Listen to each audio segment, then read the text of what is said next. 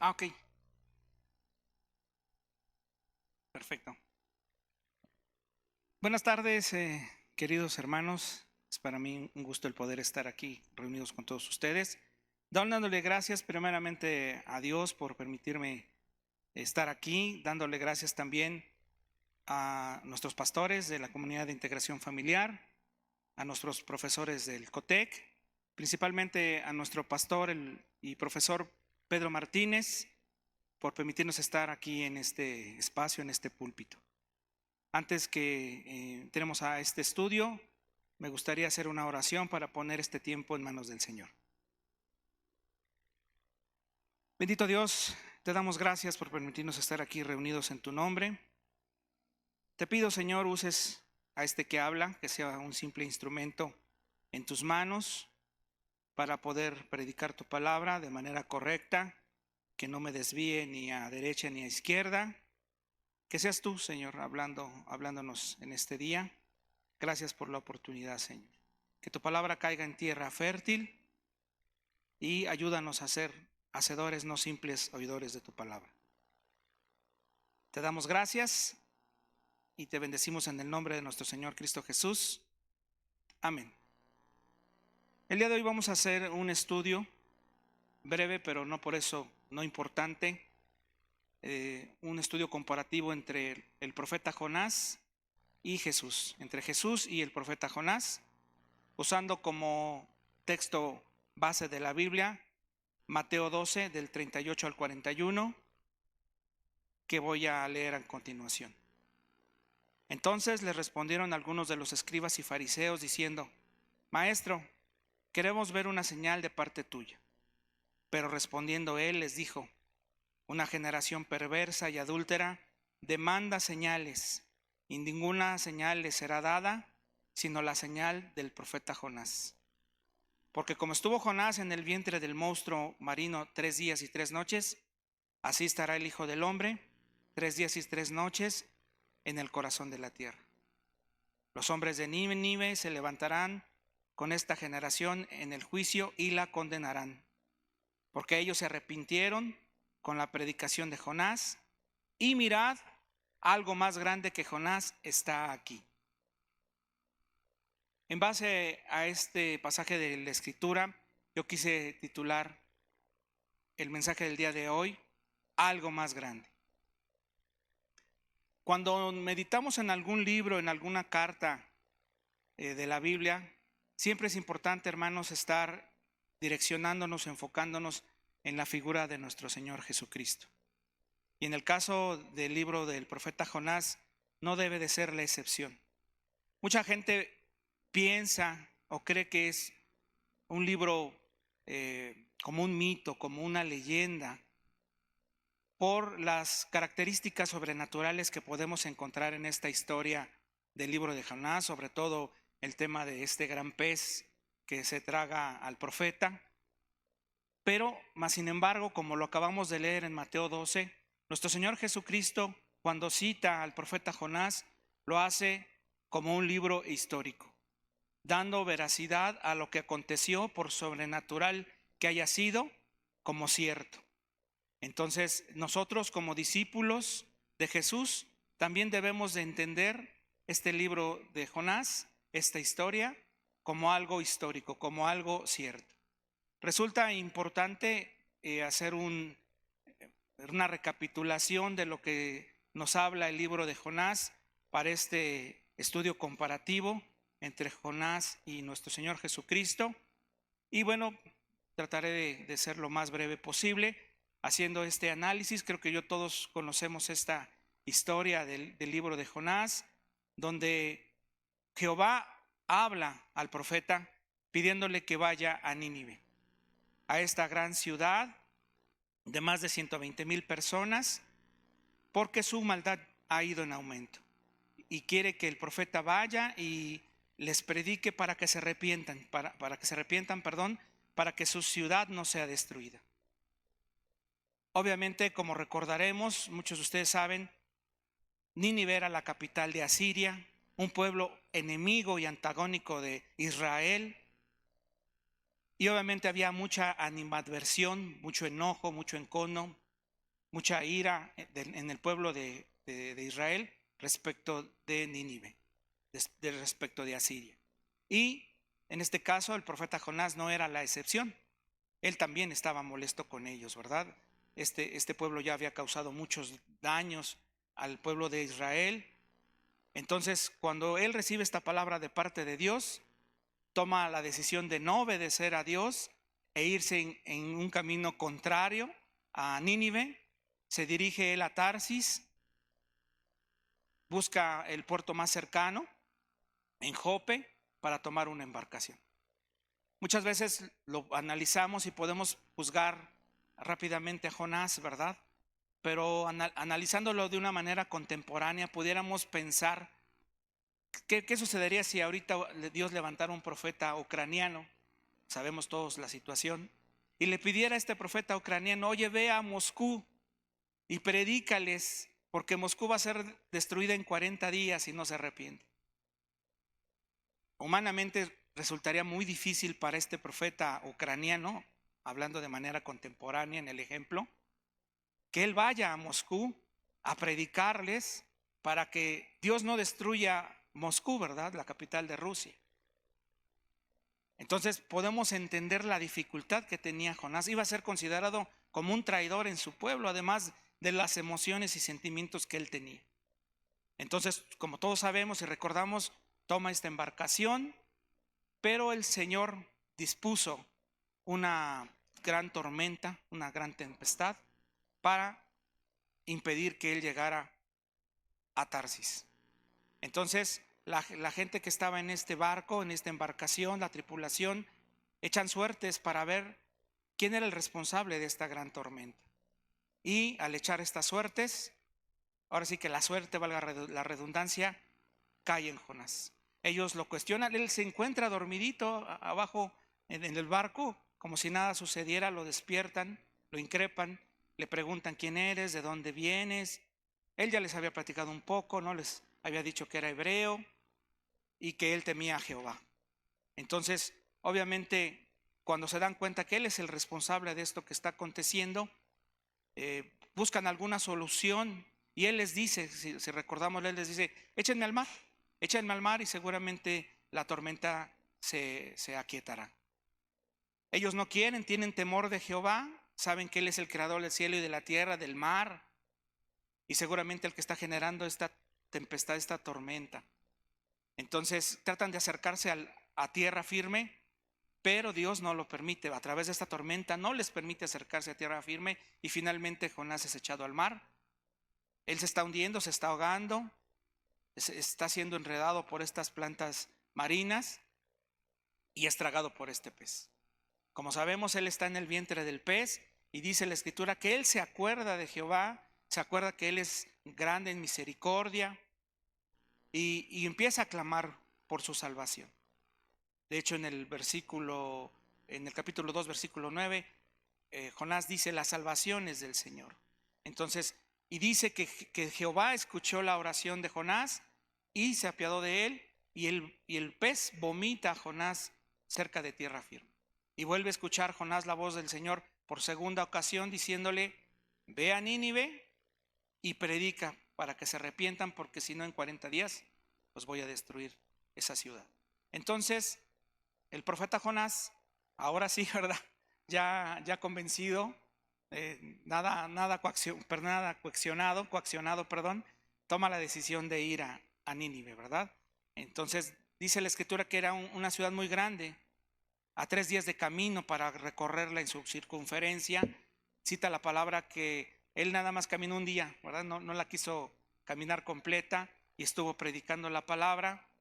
Y en un sermón tan sencillo, tan corto, tan simple, diciendo que si no se arrepentían, Dios iba a destruir su ciudad, ¿verdad? Entonces, seguramente con nada de ganas, el profeta estaba ahí predicando. Pero dice la escritura que los ninivitas, sorprendentemente, a mí me sorprende que con una predicación tan sencilla, tan de mala gana, quiero pensar, la gente estuviera creyendo en Dios, en su palabra.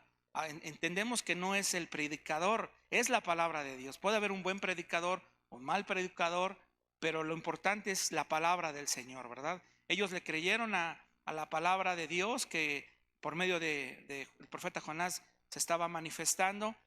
Esta advertencia llega a oídos del rey de Asiria y, como ustedes saben, emite un decreto donde establece el ayuno en toda la nación, que usen ropas ásperas, que se llenen de ceniza para demostrarle de algún modo a Dios su arrepentimiento, ¿verdad? Y el rey manifiesta que tal vez Dios se llegue a arrepentir del daño que les va a profesar, de la destrucción que va a generar.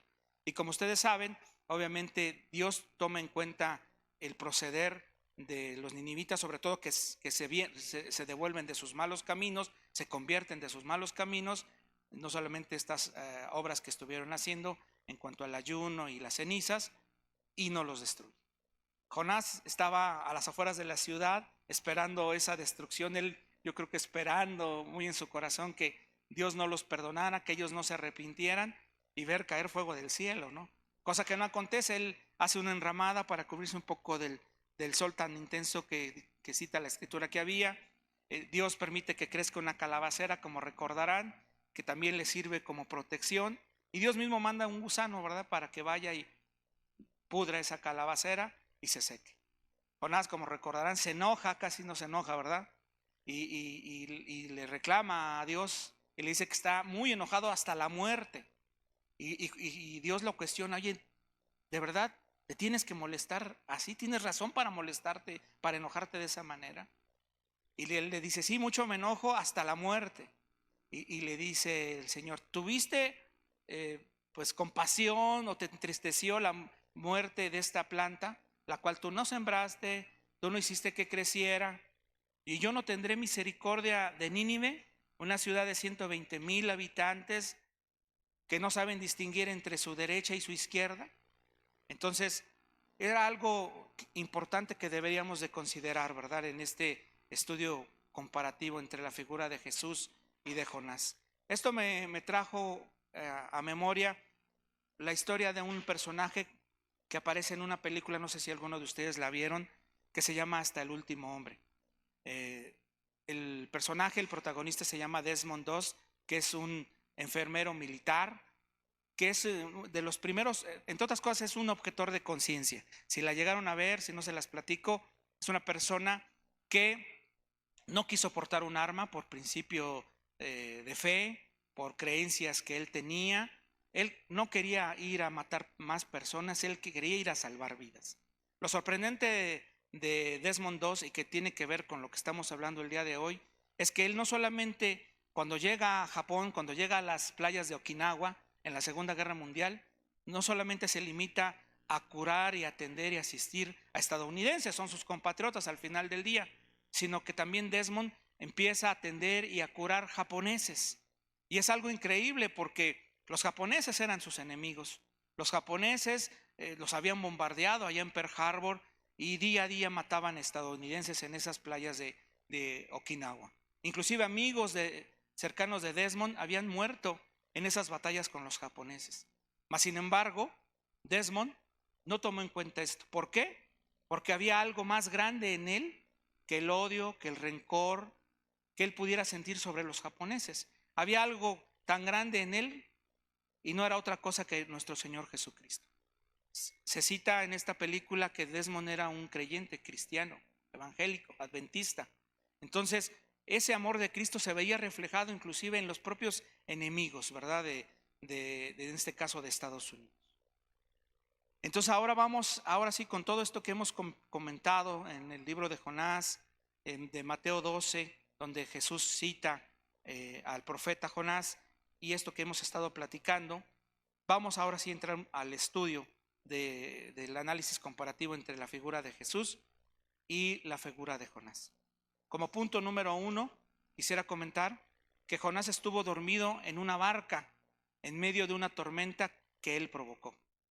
Jesús, como todos sabemos, él también estuvo en una barca dormido en medio de una tormenta, nada más que él no la provocó, ¿verdad? Entonces, coincidencialmente se dan estas circunstancias entre nuestro Señor Jesucristo y Jonás. ¿Cuál es la diferencia? Que esta tormenta que estaba enfrentando el profeta Jonás, él la había ocasionado. Con su pecado, con su desobediencia, con su rebeldía, hizo que Dios se manifestara de esa manera sobrenatural. Pero su pecado no solamente le estaba afectando a él, porque en determinado momento le estaba afectando a toda la gente que estaba en esa barca, en esa tripulación. Y pudieron haber muerto. Es por la gracia de Dios que no murieron. Pero esto fue a consecuencia del pecado y la desobediencia de Jonás. En el caso de nuestro Señor Jesucristo, como todos recordamos, Él va en esa barca con sus discípulos y viene una gran tormenta.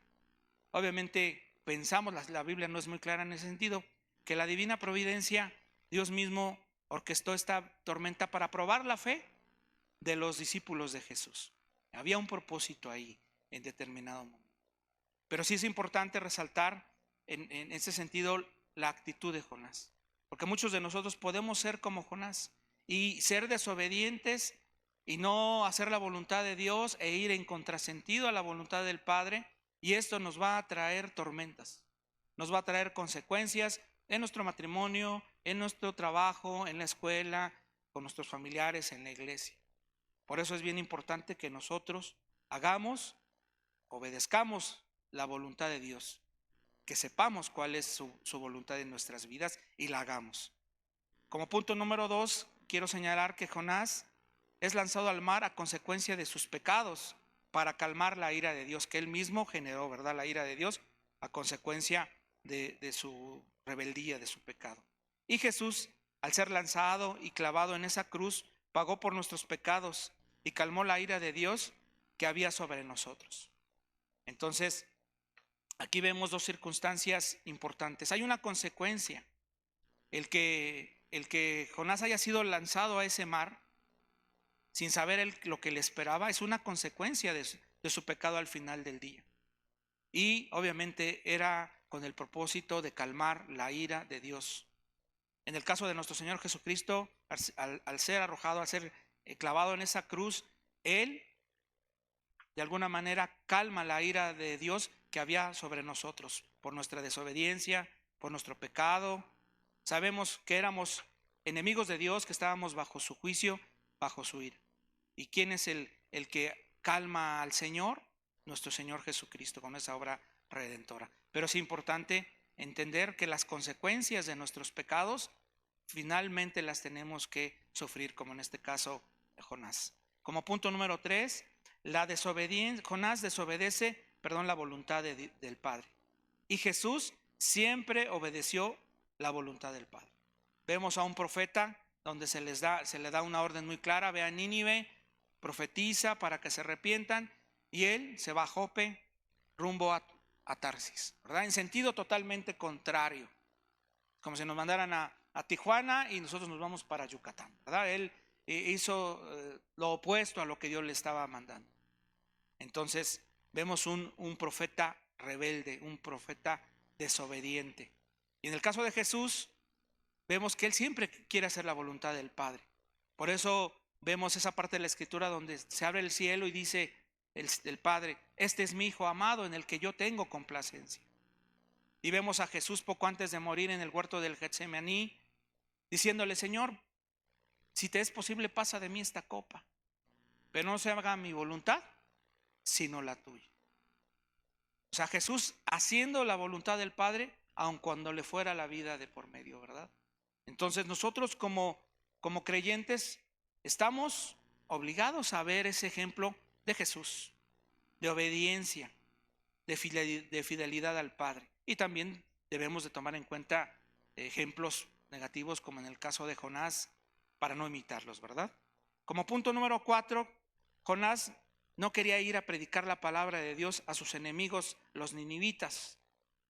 En cambio, Jesús sí aceptó venir a nosotros, aun cuando éramos sus enemigos, para predicar su palabra, la palabra de Dios. Entonces, aquí también vemos en este punto comparativo cómo Jonás le pesó tanto sus emociones, sus sentimientos, su animadversión hacia los ninivitas, que le importaba un comino que, es más, él deseaba, yo creo, que Dios los destruyera a estos enemigos, ¿verdad? Y sin embargo Jesús no. Sabemos, lo dice la Escritura, que nosotros éramos enemigos de Dios, estábamos bajo su juicio, bajo su ira, y a Jesús no le importó obedecer al Padre, venir para salvación de nuestras almas, ¿verdad? Él vino a predicarnos estas buenas nuevas, su evangelio, para obtener la salvación, para obtener la vida eterna. A diferencia de Jonás, Jesús viene y viene con ese deseo. Sabemos que Jonás lo hizo, pero ya lo hizo de alguna manera forzada, de mala gana, y Jesús no, ¿verdad? Jesús viene y lo viene a hacer por amor a nosotros, por amor al Padre, en obediencia a Él, ¿verdad? Como punto número 5 podemos señalar que Jonás recibió la disciplina del Padre y Jesús recibió la aprobación del Padre. Entonces, Jonás, ¿qué recibe? Obviamente piensa que se va a esconder de Dios, se esconde en ese barco, piensa alejarse. ¿Y qué sucede? Esa tormenta, es arrojado al mar. ¿Se imaginan, hermanos, lo que es caer en el mar? Algunos de ustedes tal vez en algún momento han sentido que se ahoga en una alberca, en el propio mar. Es algo traumático, ¿no? Entonces, y de repente tu cuerpo se empieza a llenar de algas y sientes que ya, ahora sí que como decimos coloquialmente, ya no la cuentas. Y encima de eso llega un gran pez, nomás ver el pez enorme y te traga. Esto es algo horrible, o sea, además lo platicamos muy suavecito, pero nos pasa a cualquiera de nosotros. Y esto era una consecuencia del pecado de Jonás. Entonces, y en el caso de Jesús, totalmente lo opuesto, ¿verdad? Totalmente lo opuesto porque vemos la aprobación del Padre. Él es mi Hijo amado, en el que tengo complacencia. Nosotros como hijos de Dios debemos de buscar no la disciplina del Padre, debemos de buscar su aprobación, debemos de buscar, porque no, las bendiciones del Padre y no las maldiciones. Pero para eso tenemos que ser obedientes a su voluntad. Si Dios nos está mandando a hacer algo, hagámoslo, hermano. Porque si no, esa desobediencia, esa rebeldía va a tener consecuencias a la vida de nosotros, y como lo comentábamos, muchas veces ni siquiera nada más a nosotros, sino a la gente que nos rodea, a nuestra esposa, a nuestros hijos, a nuestros hermanos, a los compañeros de trabajo. Tengamos cuidado con eso. Y punto número 6, Jonás estuvo 3 días y 3 noches dentro del estómago del pez y salió. Y Jesús estuvo 3 días y 3 noches dentro del corazón de la tierra y salió. Obviamente Jonás sale por misericordia de Dios, es arrojado, es vomitado y recibe la salvación. Él mismo lo dice, la salvación es del Señor, y a través de él la salvación también para los 120,000 ninivitas que creyeron y fueron salvados, ¿verdad?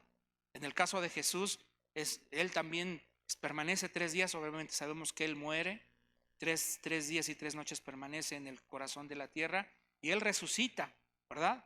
Y trae salvación para todos nosotros los que estamos aquí, y para todos los que vayan a creer y hayan creído en la obra redentora de nuestro Señor Jesucristo. Y es importante hacer este análisis comparativo, hermanos. Aquí anoté algunas cuestiones importantes. Hay tantas diferencias entre Jesús y Jonás. El primero, Jesús es obediente a Dios, no se enoja, no peca, ama a sus enemigos y está dispuesto a predicar la palabra de Dios para su salvación. Mientras que el segundo, Jonás, es desobediente, enojón, pecador, odia a sus enemigos y no está dispuesto a predicarles a sus enemigos la palabra de Dios para su salvación. Y aquí sería importante hacernos algunas preguntas. ¿A quiénes nosotros nos parecemos más, hermano? ¿A quién me parezco más yo? ¿A Jesús o a Jonás? ¿A quién te pareces más tú? ¿A Jesús o a Jonás? La verdad es que yo, al hacer este estudio, hermanos, tristemente me doy cuenta que me parezco todavía mucho a Jonás y me falta mucho parecerme a Jesús. Y como cristianos debemos de esforzarnos cada día más para parecernos a nuestro Señor Jesucristo y menos a Jonás, ¿verdad? Y por eso es importante, hermanos, que nosotros le pidamos a Dios que nos ponga ese amor por nuestros enemigos, porque es difícil amar a nuestros enemigos, para que les podamos predicar la palabra a esa persona que nos ha lastimado, a ese papá, a ese esposo, a esa esposa, a ese jefe. Tenemos que testificarles el evangelio, tenemos que testificarles del amor de nuestro Señor Jesucristo. ¿Por qué? Porque hay alguien mayor en nosotros, alguien mayor que Jonás en nosotros, en nuestras vidas, y ese es nuestro Señor Jesucristo. Y eso se tiene que ver reflejado todos los días. ¿Me acompañan a orar? Señor, te damos gracias por este estudio, te damos gracias, Señor, por la vida de Jonás, que nos refleja nuestra naturaleza humana, nuestra carnalidad. Ayúdanos, Señor, a parecernos menos a Jonás y a parecernos más a nuestro Señor Jesucristo. Te pedimos, Señor, sabemos que no has acabado la obra en ninguno de los que estamos aquí. Ayúdanos, Señor, a no actuar de manera rebelde, a no pecar contra ti, no queriendo hacer tu voluntad, porque vamos a acarrear consecuencias. Y no solamente para nosotros, sino para nuestros seres queridos, para la gente que nos rodea, que no tienen culpa, Señor, de nuestra necedad, de nuestra rebeldía, de nuestro pecado, Señor. Que te podamos agradar a ti, que podamos hacer aceptos ante tus ojos, bendito Dios. Que tú puedas decir, este es mi hijo amado en el que tengo complacencia, Señor. Que podamos recibir tus bendiciones y no tus maldiciones, Padre. Te damos gracias, Señor, por este tiempo. Te damos gracias por tu bendita palabra. Te damos gracias por la vida y obra de tu Hijo Jesucristo. Te bendecimos en el nombre que es sobre todo nombre, el de tu Hijo Cristo Jesús nuestro Señor. Amén. Gracias, hermano.